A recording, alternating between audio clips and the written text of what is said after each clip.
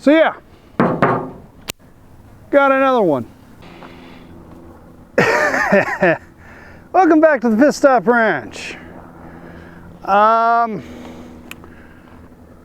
Yeah. One may be forgiven in thinking that we're gradually becoming a Mustang channel. And while not intentional, it still doesn't necessarily, might not be true. You know,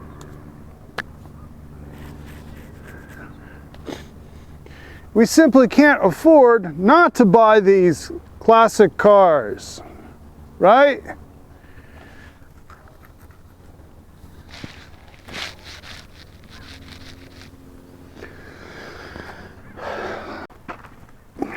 This here is a 1971 Mustang coupe.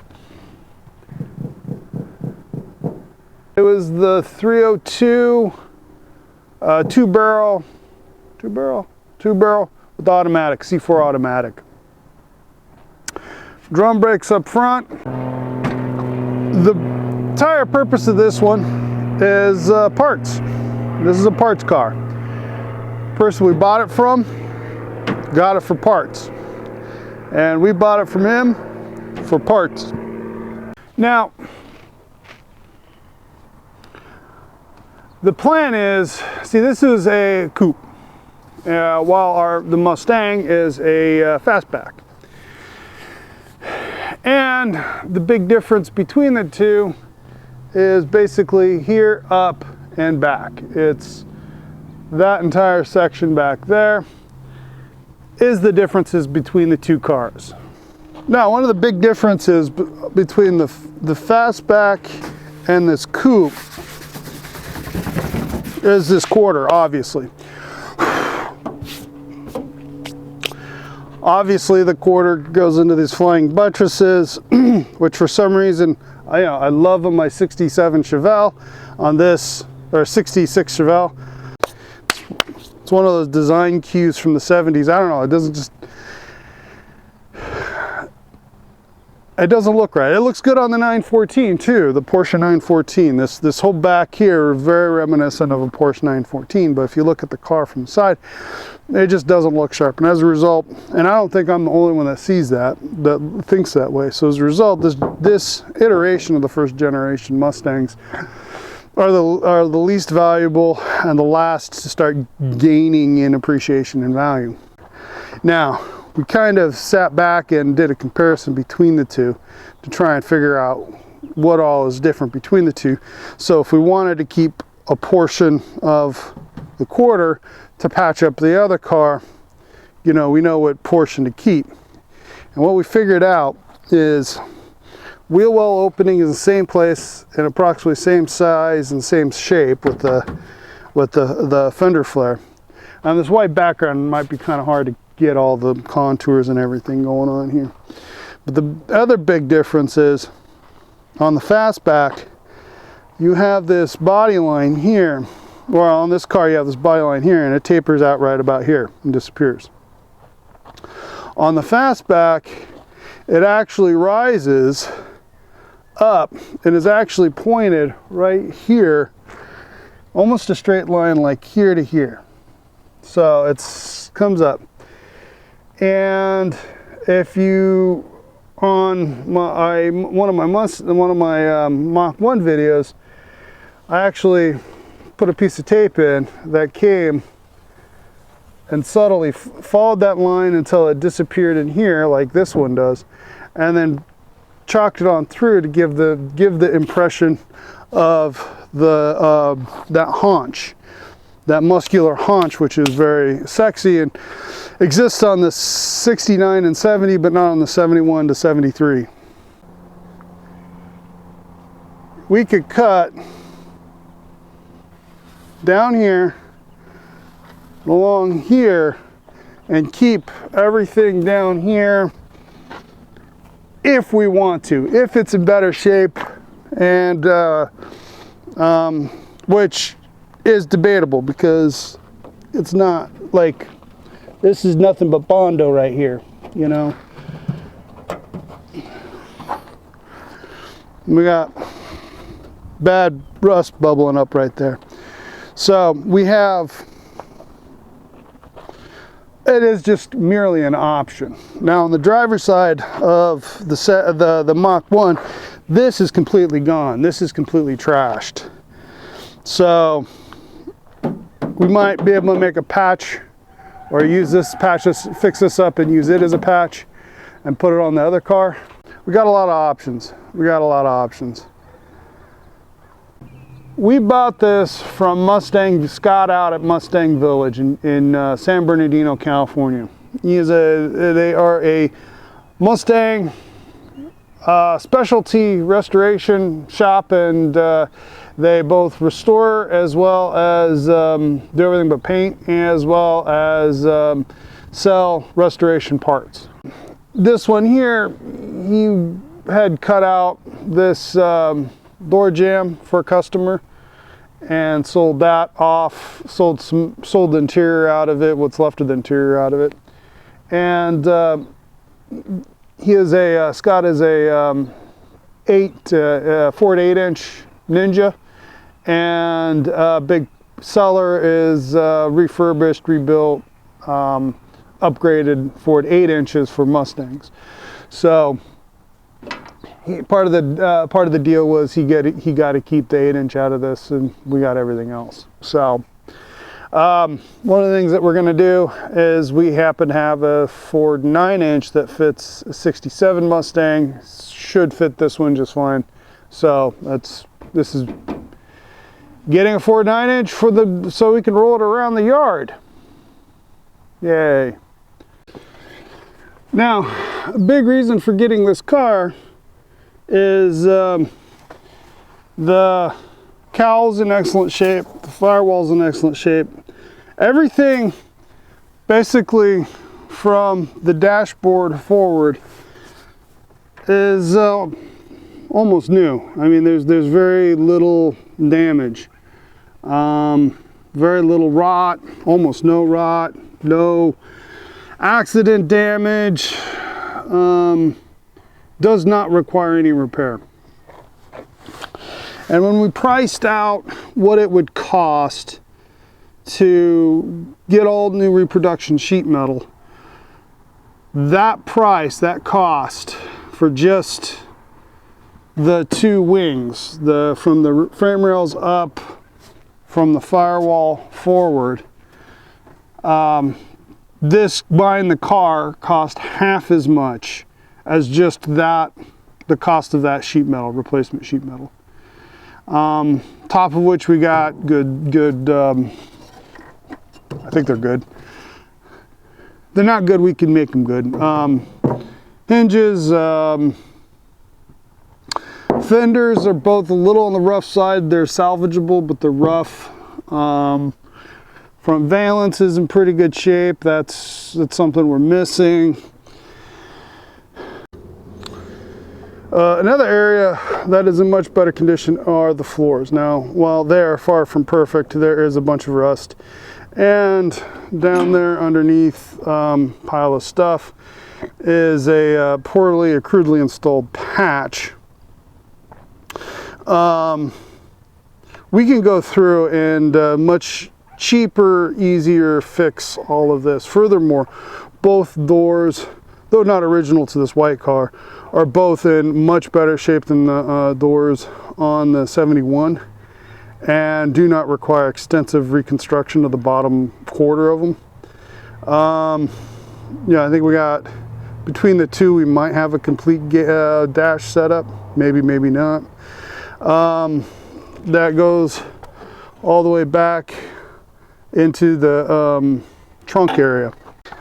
Now this section here, this lower valance, and this right here where the rear bumper bolted on, this area here is by far the worst part of this car, or is the part of the car that is this car that is worse than the other one, besides the cutout door jamb. The cutout door jamb is the worst thing on this car, and then this damaged section here, which on the other car I believe is fine.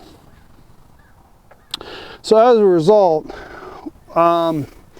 what's good on the other car is crap on this one. What little is good on the other car, and what is damaged on this car, or what is good on this car, we'll be able to use to fix the other car for the most part. We'll still need a few patches here and there, and we're debating whether fixing between the four fenders, putting together a two good ones, or go and buy just two reproduction fenders. That would, you know, save us a bunch of time. They're not that expensive, probably worth it. Instead of spending $5,000 on the various different parts we need to fix the other car, we spent $1,000 and bought this one. Now the trick now is we're years maybe away from this project, and the fact of the matter is, one of the things we're definitely considering and doing is doing the major repair work between the two cars and putting together one rolling shell from the two cars that is all fixed and corrected, and then setting that aside to finish someday in the future. However, we are desperately quickly running out of space. So if we keep up this habit of buying a Mustang once a month, it's gonna get crowded around here. So yeah, next month, dragging home another Mustang, I'm sure. Don't know where or when, but I'm sure it's gonna happen.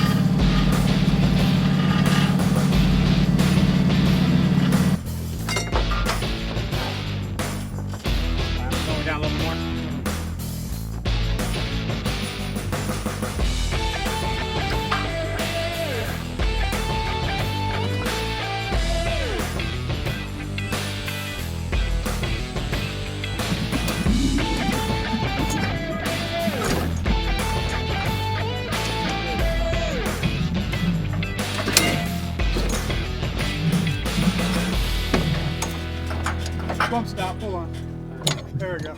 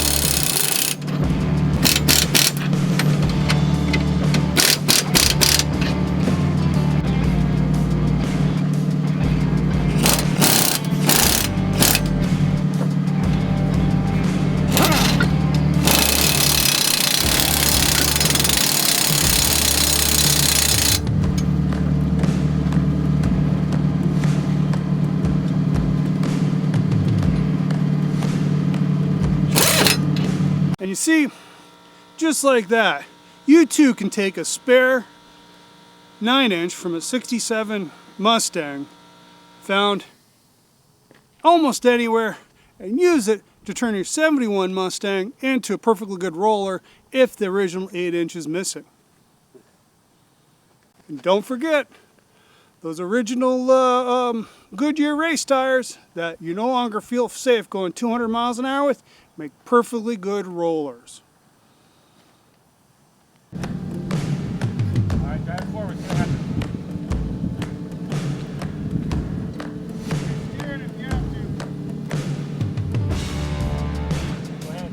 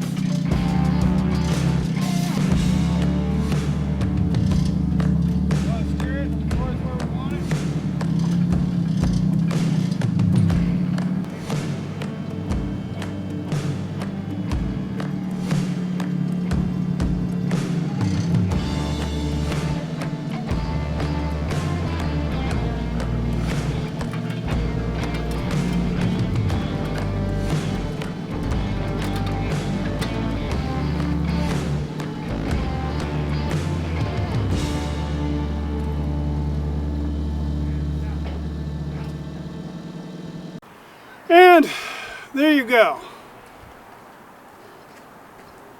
Parts is exactly where we need them, which isn't true at all, but less in the way than where he was, and we now got the trailer free and clear for something else, whatever we feel we need to use it for. Dragging home another Mustang yet, of course. I mean, who knows? Stranger things have happened, especially here at the ranch. Let me know what you think of parting out this 71 coupe for the 71 Mach One down in the comments below. And as always, if you like what we do here, please hit the like button, share with your friends, and if you haven't done so already, please go ahead and hit the subscribe button. Until next time, have a parts car-tastic day.